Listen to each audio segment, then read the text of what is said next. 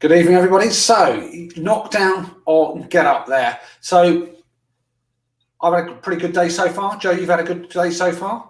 Yeah, it's been really busy. Been working on some great projects, actually. So, I loved it. Really nice to be here and talking to you this evening, though. And I'm quite excited about tonight. We've got Beverley coming on later, haven't we? I believe we have. I know you're feeling resilient. I am feeling super resilient. I think resilient is something we've all been building, isn't it? Absolutely. I mean, I think it's a great topic. I think when we were talking about it earlier on, when we were deciding what we're going to talk about, it's quite timely that business resilience is going to be the topic of tonight. And it's interesting when we were talking about this earlier on, about how we both agreed that it's not just a mindset, what goes on between the ears type situation, but it's actually more practical. And I love practical, and I know you love practical as well. So I think it's going to be a great conversation tonight. Some great things to talk about. For those of you, by the way, who may be stumbling upon this, I'm not sitting here live. Me and Joe will obviously forgive you greatly. Hashtag replay if you've got any comments to add to the stream, if you would like us to pick up on anything that you've said, contribute to the conversation, join in the dialogue, ask questions, then we'd love to actually hear what they are. If you're here live, fantastic. Thank you very much for giving up some of your Tuesday evening. Hopefully you are going to get some great value from our conversation tonight. So I suppose I've just outlined some basic things here. We've got a wonderful guest coming on, one of the cohorts of the Business Growth Club. I've got an idea and feeling for what business resilience is. Joe, what's your thoughts about what business resilience represents? Yeah, when you said actually about it not just being all about mindset, it's about the practical things. I so agree with that. And I think if you get the practical things in place, they actually relax your mind, clear your mind, and you feel good about your business because you know you've put everything in place and you therefore need, to worry less. So resilience is a really important thing. I mean, now more so than ever, and with all the uncertainty and everything that's going on. But there are some really simple, straightforward things that people can do. And it just really means fronting up to any risk that there might be, thinking about, if you think a risk might happen, then plan in case it does. And then you'll feel, well, at least I've got the plans in place. And I just think, we can't plan for everything. We can't cater for everything. But we can certainly get ourselves in as good a place as possible. And I think that's what resilience is all about. It's bottom line, really. I agree with you. I mean, I think that you say about the planning, and I always think about that Mike Tyson quote, that everyone's got a plan until they get punched in the mouth, which I thought was a brilliant quote in terms of when things actually hit you in the face and circumstances go wrong. And it was interesting when I was doing a bit of prep myself. I do actually prep for this occasionally. And I was looking at the idea of business resilience, that it's saying that nobody could have actually predicted the pandemic. Nobody could have predicted the extent of the pandemic. But business resilience isn't about predicting things, because we could have said it could have been something environmental that could have happened. It could have been some trade sanctions. It could have been something else that people might have been predicting. So it's not about predicting what's going to happen. It's about making sure you're business ready. And I think you're right in terms of that anxiety. I mean, I meet lots of clients, as you do, that when they don't actually know what's going on, that uncertainty, they haven't got systems in place, they haven't got processes, they haven't got the right leadership mentality, anxiety creeps into that. And for this, it's about very much trying to relieve that pressure and actually making sure that's clear, but it connects with these sort of the practical stuff. Yeah, it's about scenario planning, isn't it? It's about thinking which direction you think things might go in or things could go in. And we say we could never have predicted a pandemic. Well, apparently Bill Gates did, although I don't know. I don't know the source of that. I don't know the accuracy of that, but I understand he did. It really is about getting in as good a place as you can and just thinking about potential rainy days. And that's not just for cash, but it's about us as business leaders. What happens if something, if we need to take some time out, for instance. Building resilience into that, building resilience into our people, customer relationships, and all of that good stuff. So I think sometimes people are frightened of confronting risk and thinking about things that could happen or things that might go wrong. But actually, if you do it, when you don't need to do it, it's empowering, I think. So I think people wait until there's a problem and then tackle it. But if you do it without all the emotion beforehand, then it feels so much better, I reckon. I think you're right there. I mean, that's you're talking about a bit of reactive management, where you react to things as they go along. And I would certainly say that at this moment in time, when we've got second lockdown, so wherever you are in the world, you'll be experiencing similar things to everybody else. This is an ideal time to actually learn from what's gone on now, take those lessons on board, put them into your business actually, and get prepared for the next stage. You know, the year isn't finished. We've still got, you know, a few weeks to go before the end of the year. We've got obviously Brexit, we've got other things going on, but yeah, let's take some lessons here. What I like about the leadership thing here, Joe, is what I've found upon those businesses that have managed to, you know, weather the storm better, that have managed to be more business resilient, is their leadership displays certain qualities. So you're right in a sense of putting it into your team, but that calmness, that not being that rabbit in the headlights when things actually hit the fan, so to speak. And you need to have that calm, you need to have that relaxed pose, that sort of that demeanour to actually cope with crisis at that time. Though those who panic, okay, aren't really very good in terms of leadership roles when you've got this sort of situation to handle. Yeah, there's a thing around our brain interprets you know, how we respond, and how we respond leads to how we think about stuff, and that cycle that goes round. So if we're thinking, you know, really clearly and really calmly and working through things, taking ourselves out of that emotional state of worry and anxiety, I know that's really hard sometimes. Actually, that sends signals to the brain to calm the body down, and vice versa. So I think that works really well. But from a leadership point of view as well, I believe, you know, if you're struggling, if there is something, if you're really stuck, don't do that thing where you pretend that everything's okay and that everything will be fine, but actually you're worried sick. You know, ask for help. There's a lot. I mean, you've been amazing. Your resilience throughout all of this has been fantastic in terms of how you've shown up at short notice with the latest information. You've delivered that consistently to help all the business owners that we've got here, you know, with the latest information support from Treasury, the latest advice. So, but actually, you know, it's do ask for help. I think that would be one thing for business owners. If there's something you're stuck with, actually it's a strength to know that you're stuck, and it's a strength to go and find someone who can help you with stuff as well. Yeah, there's no shame, I think, in actually reaching out. That's very kind of you to say those nice things. There's no shame, I think, in reaching out. And I think it's actually a sign of strength when you do reach out and actually get that help. What you don't want to do is what children do when they don't want to deal with the reality of life, and they do that. And business owners, some of them have a tendency to hide under the duvet, to actually hope it will go away and passage of time will resolve it. I mean, how do you actually cope sort of with stress and anxiety? Because you deal with lots of things going on. Do you have? And I've been through, you know, the whole lockdown scenario as much as anybody else. So, as you know, I sort of show up at events and run stuff and do stuff and lead stuff with groups of people very often. And of course, from March onwards, I haven't been able to do that as I've been doing for years in the room. Now, what I was planning for, anyway, in the background since about 2017, is for those days. You know, I'm 51. I've hopefully, fingers crossed, I've got loads of years in me yet, and I absolutely love what I do. But you know, thinking sort of as I'm getting older, building more of an online, digital sort of approach, and I was doing that anyway, just to, you know, building my resilience as the business leader. But it served me really well once, you know, when I've least expected it, I guess, because the digital side, the online, the virtual delivery has been working really brilliantly, and I've just had to pivot. Because I think sometimes what I've seen is business owners really hanging on to how things are and trying to preserve the status quo. And sometimes we've got to let go of that in order to move on to, you know, the way the world is now, and shaping the offer that we need to shape for now. So I think, you know, just it's almost it's that emotional attachment, though, isn't it? It's that emotional attachment, especially if you're the founder, especially you're the person who's actually grown the business to whatever stage you've got to. You're so emotionally attached to that, and I think that clouds your judgment. And I'm not talking about, you know, being a robot. I'm not saying don't have any emotion in your decision making, but emotion, as a general rule, shouldn't drive the decision. Emotion may be a factor in the decision making. You know, you've got to look at the evidence, you've got to look at the facts, because it's a bit like, you know, being that musician on the Titanic as it goes down. You're not really going to save yourself or anything else by doing that.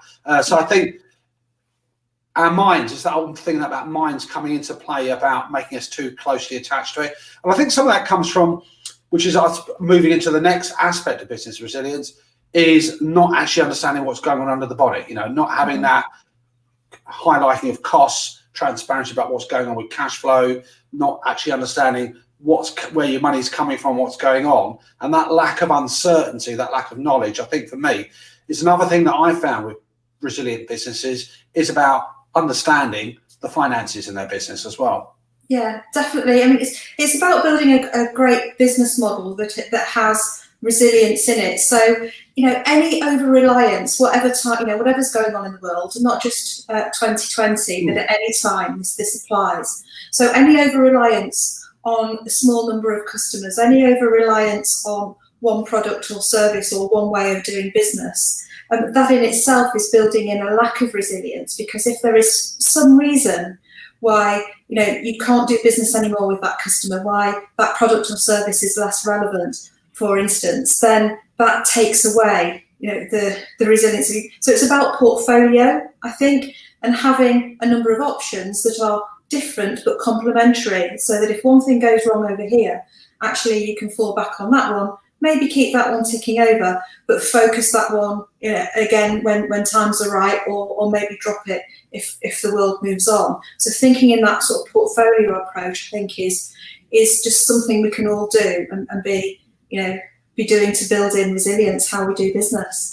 100%. I mean, I think it's also within that framework of risk there as well. I think an over-reliance on anything, and I suppose those businesses that rely on, as you said, the same customer, what that means is you're assuming there's no such thing as competition. Legislation is not going to change the market that you operate in. You may get supplies from overseas if there's an embargo, it stops you, whatever.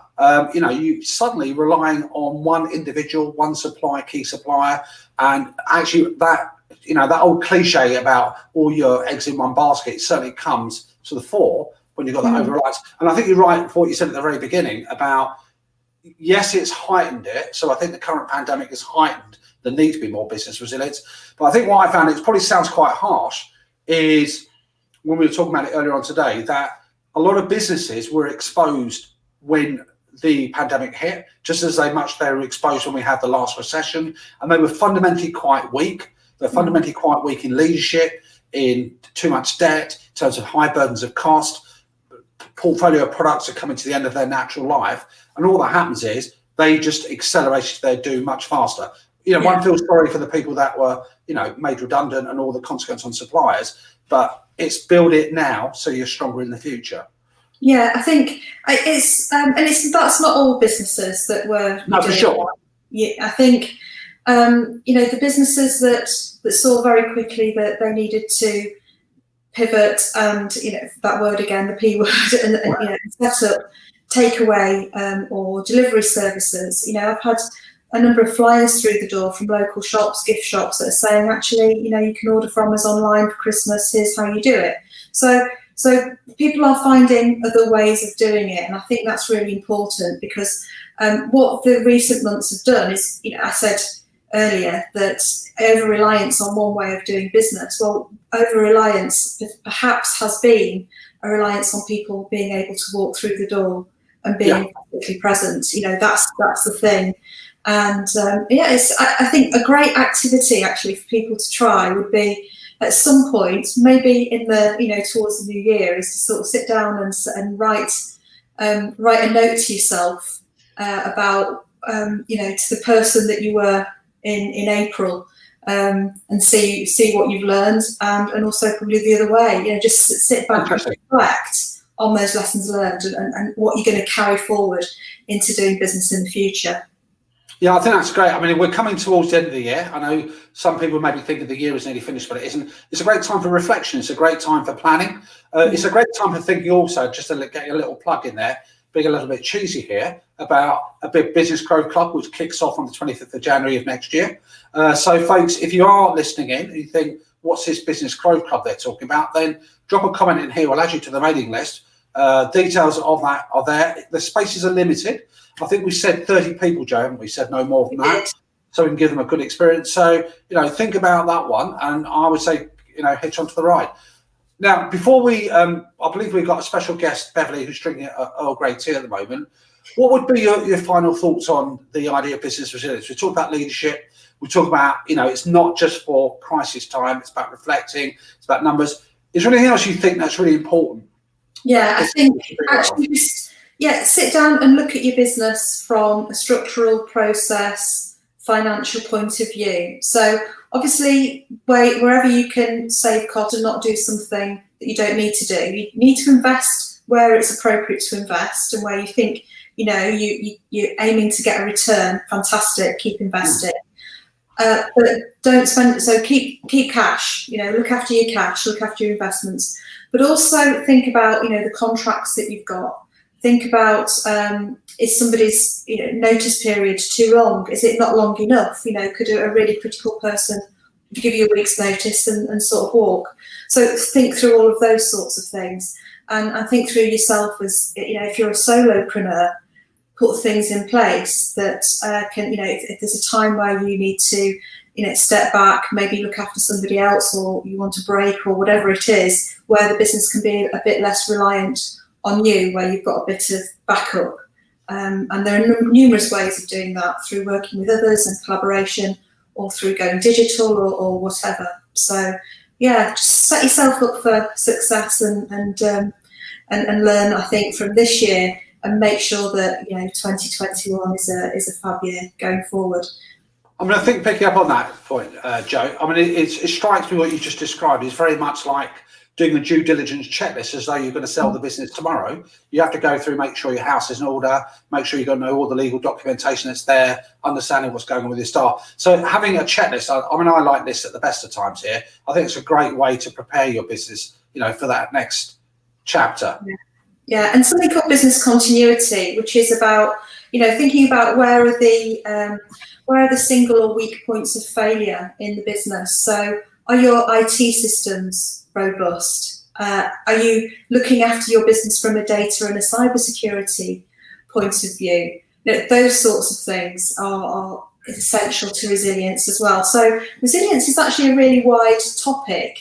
But it's about making sure that your business has, and that you have, bounce back ability, and that you can keep going, and push through and come out of any tough times on the other side stronger and hopefully better for it. 100%. And I think Beverley, our next guest, is a great example of here. And I want everyone to be aware that you've got to take a lot of positives out of what's been happening here. I've come across lots of examples of businesses that have actually done very well. That have accelerated, that have actually moved their business growth much quicker because of the current pandemic. They've had time to reflect, they've had time to review, they've had the time to do lots of different things here. So don't assume that it's complete bleak out there. There are still great opportunities, and people still want to spend money, people still want to buy, people still running businesses. So, and we've got a great example here, Beverley, just like all our previous cohorts here, energetic, inspirational. What she would call herself as a straight shooter. If this wasn't a family show, we might say something else. So I think really it's probably appropriate. Let's bring Beverley on, and she can actually comment for herself. Beverley, very good evening to you. Hello, Jo and Mahmood. Nice to be here. Thank you. Hi, it's great to have you. Hiya. It's we've been talking about resilience. Have you enjoyed your Earl Grey in the green room, Beverley? Yes, I have. Yeah. It's quite fortifying, really. Perfect. Now, your area of expertise, which is bidding, is really important for resilience, isn't it? Because, of course, it's making sure that the pipeline of work is coming in, that you can deliver the work that you win and do it well, and you can do it profitably. So tell us all about you, what you do, and all of that. All of that. Okay. All of that. I've been involved with business development and bid leadership for almost 30 years now. I know I don't look that old, but believe me, I've been doing it for about 30 years. Anyway, so and so what I do is I help companies win work, and I work in multi-sectors, and from large multinationals through to small SMEs, even to grant applications depending on the organizations. And so it's just really helping and consulting with companies to help them grow their businesses through tendering. What I found with a lot of companies, they don't realize how much public purse is available and ring-fenced through tendering. And it's a great way to grow your business, particularly if you want to get on frameworks, because you have that certainty of a budget. You have you're in an exclusive pool to win work against a smaller pool of competitors, and you can build relationships with your customers. And off the back of that period of four years, normally 4 years plus some extension period, you can really plot and plan a growth trajectory based on some certainties you can get through a framework. So I like to promote frameworks with particularly mid-sized SMEs who want to grow. And yeah, so that's what I've been doing. And the reason for my joining Growth Club is because, like everybody else, we've been challenged by the pandemic and tough economic times. And I started writing a book because I've worked for such a long time. I thought, how am I going to leave this knowledge behind? I want to do something useful. And I'm not getting any younger, but I've got some, I think I've got some good stuff to share. I'd like to share that. So I started writing a book about 2 years ago now, and I kept on thinking, is a book enough? Is a book enough? And there were just so many things in there. I thought this lends itself to a piece of software. Okay. And I also thought it's a good way for us to develop a new revenue stream in bid pro quo, because all we've been doing up until then is consultancy, and you're limited in your pricing and your earning capacity by the number of hours you have available. Yes, or the number of associates you can put in. It's like a hotel room, isn't it, or a bus? You know, you can. The bus comes and goes. There are only so many seats on it. If you don't fill the bus in that window, then exactly the room in that time, the revenue's lost. Yeah. Yes, exactly. So if the hour's gone, you can't charge for it, and you've not done something productive for it, or you don't have enough bums on seats, you can't sort of triple your income. So there was always a ceiling related to capacity, you know, tied down by capacity. And I just thought there must be another way to do this. And then I thought I'd like to earn some money while I'm sleeping. And that's the best way to earn money. When I wake up, I can have something in my bank account. And I thought online is the way to do this. And I also thought the book would do that. But then I just thought all these elements are such key elements to help, particularly SMEs, not necessarily the big organizations who can buy consultants like you and I. You know, they've got deeper pockets and they can throw money at it. But SMEs need a tight process to help them win more and grow their business. So the intelligence of the book and the software, they kind of go together. So read the book or buy the book and you'll get the software, you'll be inclined to want to use the software. So it's got all the golden nuggets of what Bid Pro Quo stands for, which is our motto has always been be prepared, be strategic, and beat your competition. So under those three motto or statements are the modules of how to win work more successfully. I mean, the whole point for me really is to help people be less confused, less stressed, and more confident with winning the right bids. And what stage were you at, Beverley, when you came into the Growth Club in your software development? Yes. Okay. So I was really it's just right at the beginning, really. You know, I met Joe on another program, an innovation program, and I was just starting out with the software in terms of really realizing it. I've been working with a business analyst and a software architect to kind of scope up how this would look, and we'd been working for about 4 years on that. And then I thought, what's the next step? And then innovation, innovation was the motivation. And there was a big spurt during the COVID pandemic to drive innovation and entrepreneurial activity. And so I hopped onto a program, and that's how I met Joe. And from there, I learned about MPVs. And I thought, Yes. why am I wanting to do a whole? I've been sort of working so hard thinking I must do all 6 The big modules thing, yeah, relate. yeah. Exactly. But I can go to market with a minimum viable product that is an entry point into my product, and that will fund the rest of the development. So that was a key bit of help. That was just fantastic. And then a lot after that, and that was in about June, July, May, Yeah. June, I think that was then. And then Joe and yourself started working on the Growth Club. I thought, I'm going to jump onto that, because one thing I understood about this was I'm building a piece of software, which is a product, and it will have a full wraparound service. And my first step is to build the MPV and a prototype that goes with that, so that I could secure an investor. Because I knew there's no way I would need an investor or someone with expertise to help me through the build process of the software, and then also the eventual rollout and management thereof. On the technical side, I don't know anything about. I haven't managed I've managed big teams in bids, etc., and in permanent employment, but this is going to be a whole different animal. So I thought I need to learn everything there is to know about running a business with a wraparound service. Yeah. And a Growth Club came along, and I must say it has been superbly informative for every aspect of starting a new business. And so that's, whilst I know it says Growth Club, meaning you're operating and you're running and you're moving forward to grow your business, the elements that you guys presented us in the program was essential for me to build with foresight, to build my business plan with foresight and get investor ready. So I'm still busy with that, because my program that I've identified, my innovation program has identified, by the end of this month, middle of December, I'll have the prototype ready, and I'm well on track for that. I'm almost there. And then by December, I am starting to put IP mechanisms in place, trademarks, etc. So I'm not talking to anybody until all of those things are in place. And then I am looking at talking to investors. And so I'm also working on with another program on getting investor ready and all the elements you need to think about. So this program with Growth Club has dovetailed into that.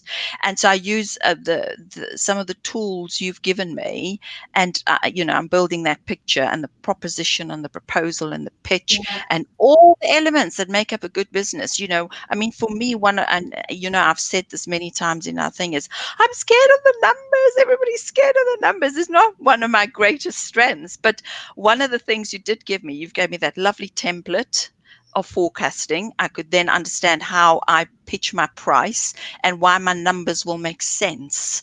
When I sit in front of somebody, I know now confidently, I can show them some of the tables and modules you've presented me, and I can say with quite a lot of confidence, this is why this looks like it does. Because of that. So, Beverley, can I ask you to put you on the spot here? It's a difficult question. That's a great story, a great explanation. Is there one thing that you thought when you started the Growth Club that actually, so during that whole 10-week program, you put a lot of effort and a lot of energy into it? Is there one thing that stands out for you that actually, this is how I'm thinking about my business differently at the end of the 10 weeks compared to the beginning? Well, one of the exercises that I thought was really powerful, and I will say that throughout we got really practical templates and backed by the theories, but you always left with a plan, a tool, further thinking. It was practical. I could apply all of those things, and that was fantastic. But the one thing that really stood out for me was to build the I think it was module 9 where we spoke about the elevator pitch and developing our elevator pitch. And one of the things that was quite powerful there was we had kind of breakout groups, and every time we did a little round robin and moved to a different group, it just got tighter and tighter and sharper and sharper and sharper until it's just so refined. And I can talk about it now quite confidently and say, yeah, I know that. And it was a really excellent thing. I didn't think I would get it that sharp. And every person in the group added to refining it. And there was so much experience in the room with all the participants. And I learned by watching them. And I said, oh, that works nicely. So I'm going to add this in. And then as you went around, I just refined it and refined it and refined it. It was really so wonderful to do. That was a fabulous exercise. Thank you. Thank you. I mean, because I remember that session, and they're all favourites in different ways, and that was definitely a favourite, because also I could see people's confidence growing in how they were talking about their business, their product, their service, and you worked hard all the way through, Beverley. You know, because through Business Growth Club, you have to do stuff. You know, it's about thinking differently, going on a journey, stepping back from your business, but going through a whole sort of program of structured activity that is designed specifically to move you forward, and you put the work in. And you know, we're both really delighted that you got the results from that, which is fantastic. And you know, bidding.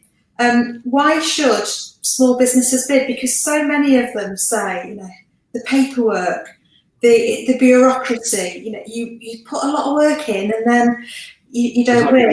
So how would you advise, you know, small to medium sized businesses, the owners listening in, to bid? One of the key things I promote is are two things. One is build relationships, have a visibility of your pipeline, and build relationships with your customers. People often think tendering lives by itself in its own little bubble. It doesn't. It has a context in the wider context of business development. And we all know business development is built on relationships. People buy from people. So don't miss out on that element. That's the first thing. And your tender, have visibility of what's coming out. There's enough information in the marketplace or on the portals, etc., to tell you when things are coming out. But try to get ahead well in advance. Talk to your customers, and local authorities, government bodies, they welcome, the procurement department welcome good discussions with sincere providers, because it helps them to buy better, it helps them to understand better. And if they have a failed procurement, it's very costly for them, so they don't want that. So if you can start building those relationships early, do that. The other thing I'd say, qualify. There are tools out there to help you to qualify a bid. Don't go for a bid you're going to lose anyway. Go for bids you're going to win. And don't be afraid to say no, just because on the surface it seems like an opportunity you need to go for.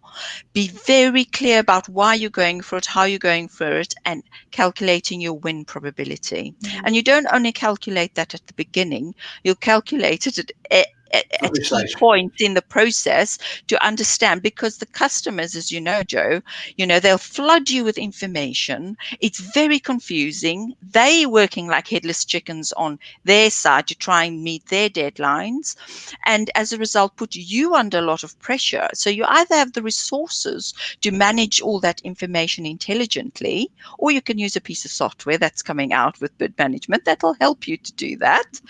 And I know that having you know, been bid director for all sorts of big sort of transport infrastructure, other projects in different countries and so on, that is, you know, that is really sound advice. Whatever size of business, it's about going for the right things. I think as well, small to medium sized businesses have said to me, well, the thing is that they want, you know, this policy and that policy, and you've got to have, you know, but you can sort of develop policies really quite quickly, as long as they're meaningful to you and, you know, as a business, and reflect what you do. A policy is not a big deal to create, is it? Yes, no, it isn't. And in fact, I use a website. I forget its name now. It's in my history, and I just go there. They specialize in just templates. So if you say template for equal opportunities, you'll find a template and you just build on it, you know, as you're quite right in saying that. So the other thing I wanted to say was, you know, about qualifying whether or not you're going to win. I mean, if you go to my LinkedIn, it'll say win more by doing less. And that's exactly what I mean.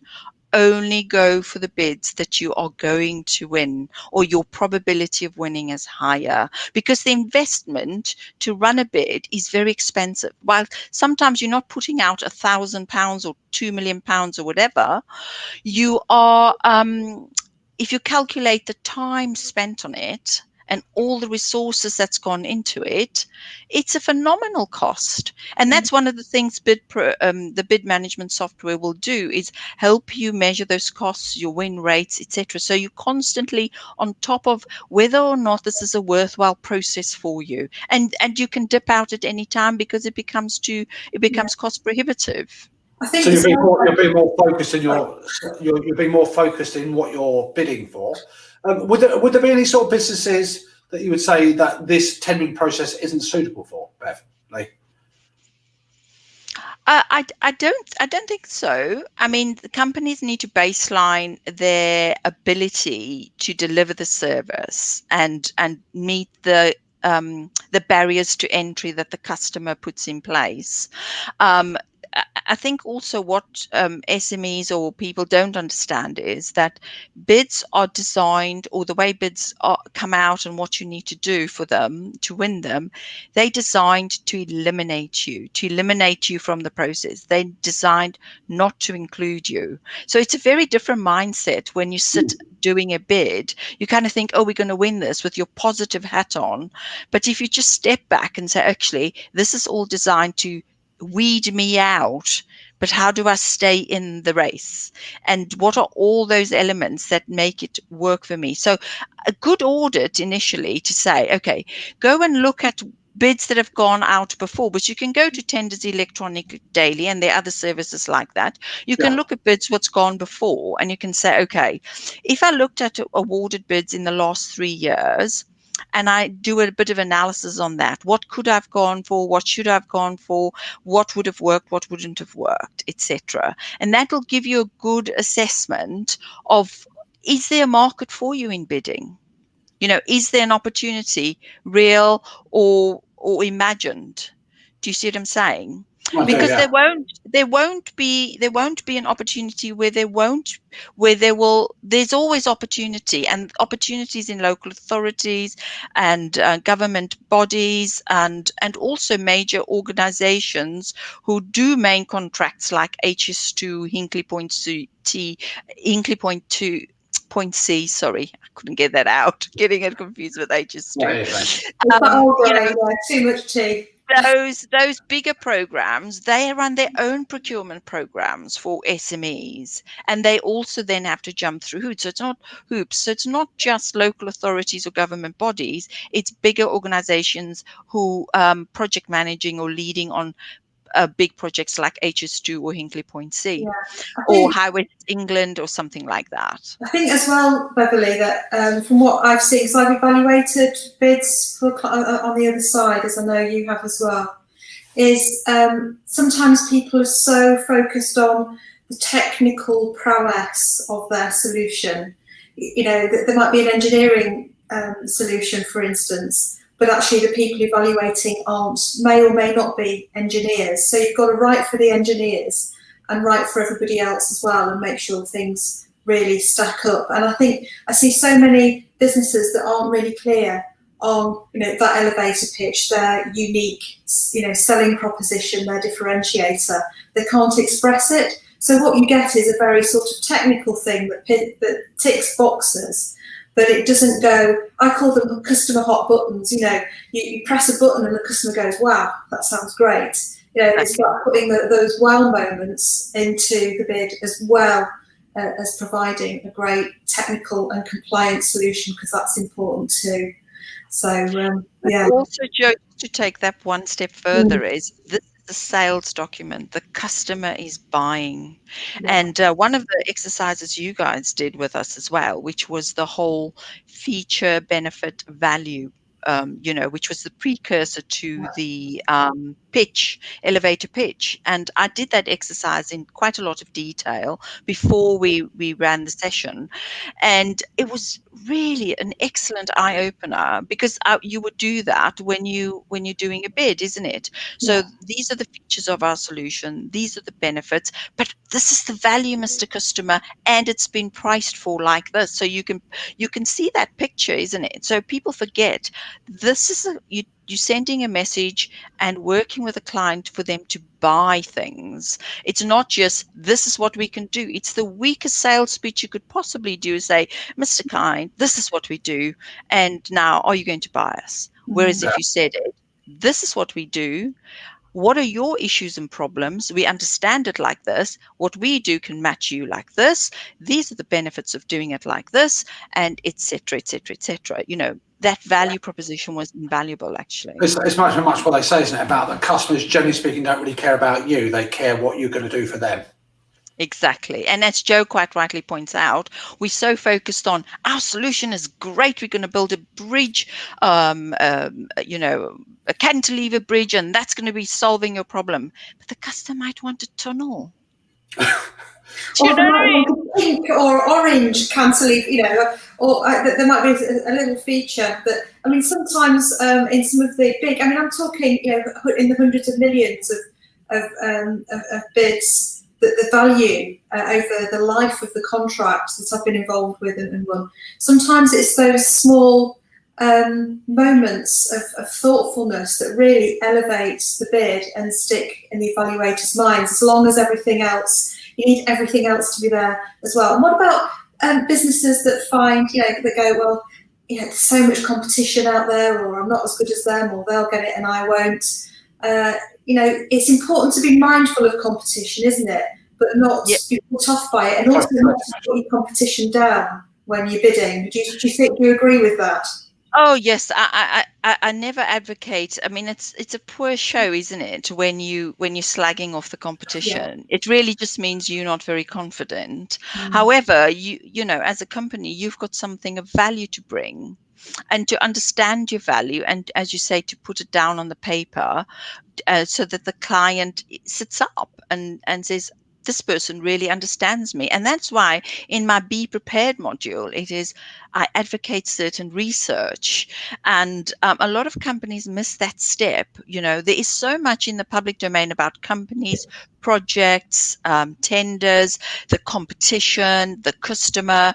And that's where you start finding your hot buttons and start building your win themes, because it's based on that information. And so you can build something really powerful that meets your customers' requirements. Sometimes some customers don't know what they want. A lot of the time, local authorities or government organizations, they say, oh, yes, let's do this. But they actually don't know what they want sometimes. And they're looking towards the experts, who are my customers, to advise them, to give them. And if you do that honestly and sincerely, it'll come out, that this is probably a better solution than the customer probably started off with, or you give them food for thought, which is the added value, So in terms of your business development, Joe, that's Beverley, that's a great way of putting it. Where are you now in terms of your sort of business journey, if I can use that phrase? So what's the next stages for you? Okay, so at the moment, as I say, we're coming to just completing our prototype, and I'm really excited. And the other thing, I got from Joe and you was the concept of early adopters. And the other concept was early marketing, just marketing awareness and education, So I thought, those are things I hadn't thought about, And so throughout the growth program, I've identified the market sectors I want to have an early adopter in, because it's sector agnostic, the product, and so it can be applied to any sector, because the process is the same that I'm advocating. And I'm sure there will be some nuances in some organizations, but there will be some flexibility in the product to adapt. So prototype, which is due now mid-December, and I'm well on track for that. Business plan and investor readiness program end of December, and I'm on track for that. So once that's happened, January, February, I'm talking to investors and gearing up for delivery of the product. In other words, the build phase, and then by about March, June, I'm talking to my early adopters to start using my product. And then from there, we'll refine and build and build and build. And then, I'm hoping by this time next year, we've got a full-blown product in the marketplace, supported by the book with all the elements and strategies included. Sounds exciting. While you're doing that, are you still helping companies with their bids and tenders in Bid Pro? You and the team in Bid Pro Quo, are you still? That's right. I've been helping some security services at the moment. They recognize they've got one or two. They're working on a few projects with rail and infrastructure, and they just realized because of COVID, they need to build more resilience in their business. Interestingly, it ties in with the theme. That sounds like a thing. Yes, and so they're now recognizing that this part of their business is underdeveloped, and they can have more certainty of their growth if they go for frameworks and get. So I'm helping them build internal capability, setting up some systems for them, some processes. So eventually, I'll be stepping away, and they can run it all themselves. So that's what I'm doing at the moment. Fantastic. So, sorry, I didn't mean to bump into you, Mahmood, earlier. No, not at all. Yeah, just so that anyone watching or listening can contact you, Beverley, at bidproquo.co.uk, and you can help them if they've got some significant bids and tenders that they want to have a go at, or even just get started if they've not done it before. So I'll take it we can have you back on the broadcast next year when your product is launched. Oh, most definitely. Do you know what I just realized, Joe?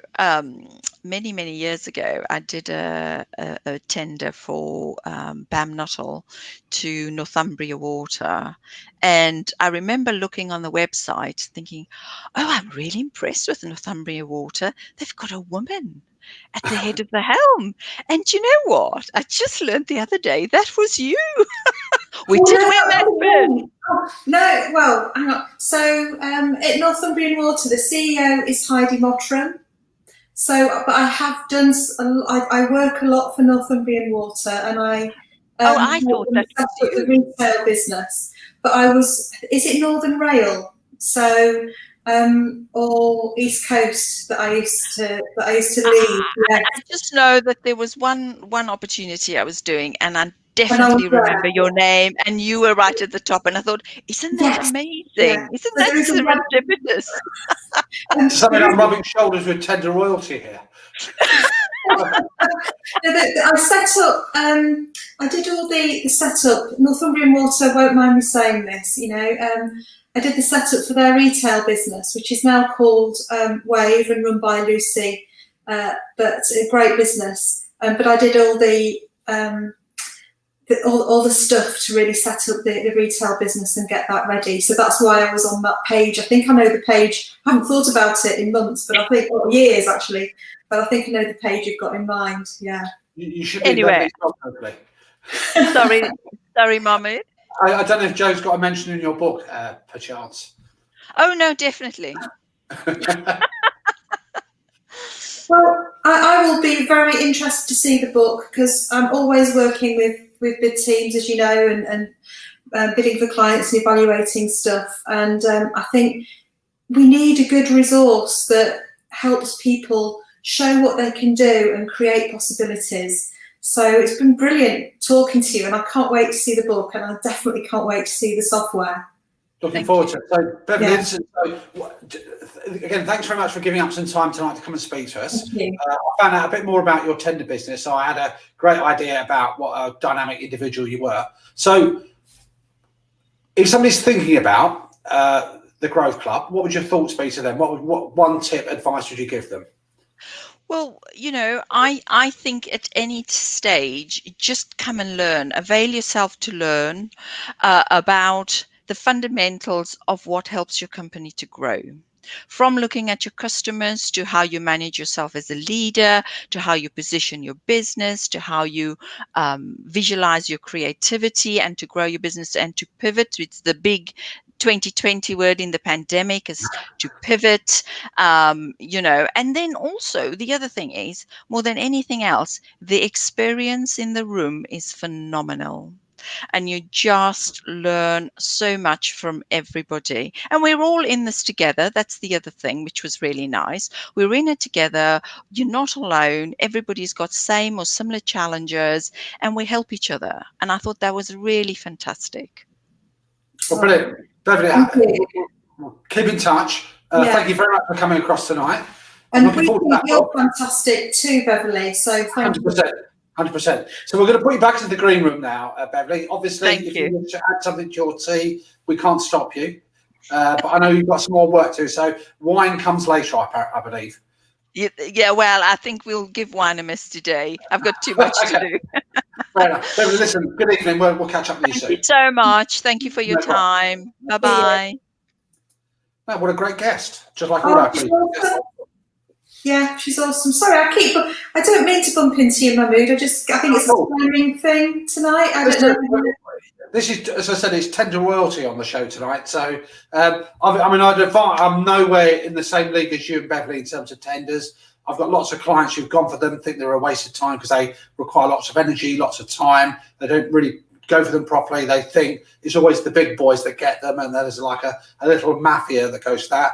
So I think Beverley's given some hope out to those businesses out there that may want to go down that route. And I like the idea of having certainty to your income streams and stability, which is a great thing. So so I thought it was a great guest. All our previous guests.